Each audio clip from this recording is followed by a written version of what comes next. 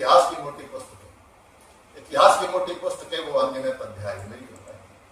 इतिहास की मोटी पुस्तकें वो अनगिनत अध्याय हर कालखंड के मानचित्रों अक्षर या रेखाएं, अक्षरों से छपता है और रेखाओं से मानचित्र बनते हैं इतिहास की पुस्तकों में। हर कालखंड के मानचित्रों अक्षर या रेखाएं इन पीले सफेद पन्नों पर किसी स्याही से लिखी है। यदि सोचते हो ऐसा ये तो खराब है।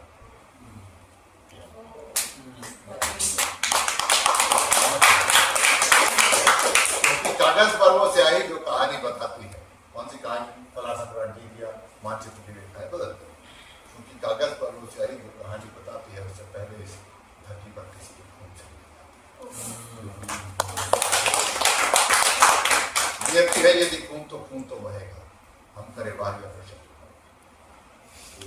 उसका अगला पैराग्राफ है। इस अगले पैराग्राफ में पहले 3 वो घटनाएं जिसमें कि हम ये मान के चल रहे थे कि शांति से काम हो जाएगा। उसके बाद 3 घटनाएं जिसमें हमको समझ में आ गया नहीं हो। पहले ही 3 बता रहा हूं मैं। संग्राम यदि अहिंसा का था तो जलियांवाला क्या था?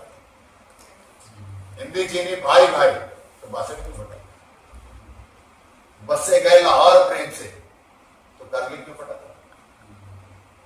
अब दूसरी तरफ है ना, पहला घटना जो है खतर की लड़ाई का, तो आखिरी लाइन क्या थी? बस से गए लाहौर प्रेम से तो कारगिल क्यों फटा था? किंतु जब हमने किया था बात तो शत्रु को फटा था। रावण हो या दुर्योधन, अस्तित्व तो खून से ही निकलता है।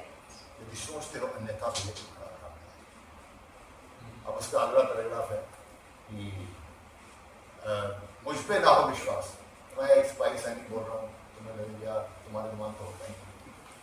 मुझ पे ना हो विश्वास तो कोई चिकित्सक तुम्हें बताएगा, डॉक्टर से मुझ पे ना हो विश्वास तो कोई चिकित्सक तुम्हें बताएगा।